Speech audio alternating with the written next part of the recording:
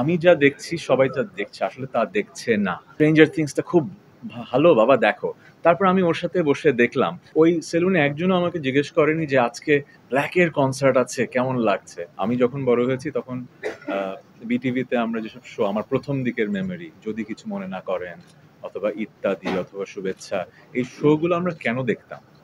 কারণ পরিবারের সবারই কিন্তু অংশগ্রহণ থাকতো ওই শোগুলোতে, ম্যাগাজিন অনুষ্ঠানে, এবং সবাইকে নিয়ে দেখা যেত। এখন ও ধরনের প্রোগ্রাম কিন্তু খুব কম হচ্ছে। এটা কিন্তু আমাদের মেনে নিতেই হবে। সামগ্রিকভাবে ওই ধরনের শো হচ্ছে না, কারণ আমরা মার্কেটিং এর জগতে টার্গেটিংটাকে ফোকাস করি। জাস্ট এক্সাম্পল দেই, আমি গতকালকে একটা জায়গায় সেলুনে গিয়েছিলাম।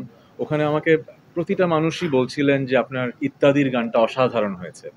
কিন্তু ওই সেলুনে একজনও আমাকে জিজ্ঞেস করেনি যে আজকে ব্ল্যাকের কনসার্ট আছে কেমন লাগছে। কিন্তু তারপরে আরেকটা জায়গায় গেলাম যেখানে আসলে ইত্যাদির গানটা নিয়ে আমার সাথে কেউ কথাই বললো না, কিন্তু ব্ল্যাকের কনসার্টটাই ওয়াজ এভরিথিং। এখন হয়েছে কি, we live in a world where everyone has their own universe, এবং আমরা মনে করি যে আমি যা দেখছি সবাই তা দেখছে, আসলে তা দেখছে না।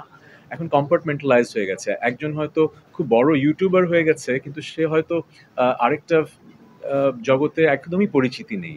সো এই ঘটনাটা ঘটছে কারণ মার্কেটিংয়ে আমরা টার্গেট করছি নির্দিষ্ট গোষ্ঠীর মানুষ।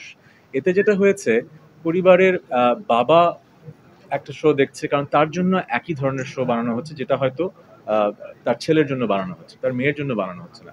সো এটাকে ব্যর্থতা বলবো না, এটা আসলে মার্কেটিং এর রেভলিউশনের কারণে হয়েছে। কিন্তু এখানে আমরা যেটা হারিয়েছি, পরিবারের সবাই একসাথে বসে মজা করে কিছু দেখার জায়গাটা কমে গেছে।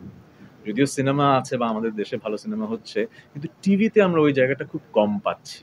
সো এই জন্যই যারা উদ্যোক্তা আছেন এবং যারা পৃষ্ঠপোষক আছেন, চ্যানেলস আছেন, তাদেরকে এগিয়ে আসতে হবে যে এমন শো বাংলাদেশে আরো তৈরি করতে হবে যেখানে আসলে পরিবারকে নিয়ে দেখা যায়। আমিও এমন শো চাই যে শোটা আমি আমার মেয়ের সাথে দেখতে চাই। কারণ রিসেন্টলি হয়তো আমার মেয়ে আমাকে বলল যে স্ট্রেঞ্জার থিংসটা খুব ভালো বাবা দেখো। তারপর আমি ওর সাথে বসে দেখলাম। কিন্তু আসলে স্ট্রেঞ্জার থিংস আমি আরও বন্ড করতে পারলাম, অনেকে হয়তো পারবে না। কিন্তু এমন একটা শো যেটা আমার মাও দেখতে পারবে, আমার মেয়েও দেখতে পারবে, আমিও দেখতে পারবো, আমরা তিনজন মিলে উপভোগ করতে পারবো। এটা হচ্ছে ফ্যামিলি ফিউড।